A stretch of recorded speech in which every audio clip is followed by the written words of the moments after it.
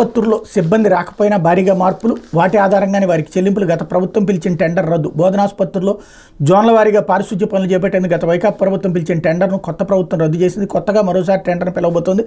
బోధనాసుపత్రుల్లో భద్రత, పారిశుధ్యం, ఎలకల నివారణ లాంటి పనుల్లో వైకాపా పాలనలో చాలా పెద్ద కుంభకోణమే చోటు చేసుకుంది. ఈ 3 అంశాలకు వైకాపా పాలనలో టెండర్ల ద్వారా ఎంపిక చేసిన సంస్థలు 2021 జూన్ 1 నుంచి బాధ్యత చేపట్టే 3 ఏళ్ల కాలపరిమితి ఏడాది మే 31తో ముగిసింది.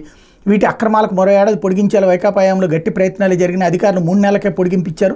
పారిశుధ్య పనులకు గత ప్రభుత్వం పిలిచిన టెండర్లు వైద్య ఆరోగ్య శాఖ మంత్రి సత్యకుమార్ రద్దు చేశారన్నటువంటి వార్తని హైలైట్ చేశారు. ఇకపోతే అన్న క్యాంటీన్ల పునరుద్ధరణకు 189 కోట్లు అవసరం. ఆర్థిక శాఖ ఆమోదానికి పురపాలక శాఖ ప్రతిపాదనలు.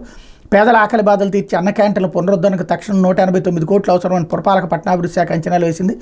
ఆర్థిక శాఖకు పంపిన ప్రతిపాదనలకు ఆమోదం రాగానే పనులు ప్రారంభించి సాధ్యమైన త్వరగా వాటిని ప్రజలకు అందుబాటులోకి తీసుకురావాలని అధికారులు భావిస్తున్నారు. పేదలకు 5 రూపాయలకే టిఫిన్, భోజనం అందించే క్యాంటీన్లను గత ప్రభుత్వం కక్షపూర్తంగా మూసివేసి పేదలను ఆకలి బాధల్లోకి నెట్టేసింది. అధికారంలోకి వచ్చాక అన్న క్యాంటీన్లు తిరిగి ప్రారంభిస్తాం. తెలుగుదేశం పార్టీ అధినేత చంద్రబాబు ప్రజలకు ఎన్నికల సమయంలో హామీ ఇచ్చినట్టు ముఖ్యమంత్రిగా బాధ్యతలు చేపట్టిన రోజు ఇందుకు సంబంధించిన దస్త్రంపై ఆయన సంతకం చేశారు. ప్రభుత్వ ఆదేశాలపై అధికారులు క్యాంటీన్ల పునరుద్ధరణకు చర్యలు చేపట్టారన్నటువంటి వార్తని హైలైట్ చేశారు. సెప్టెంబర్ 21 నాటికి అన్న క్యాంటీన్లు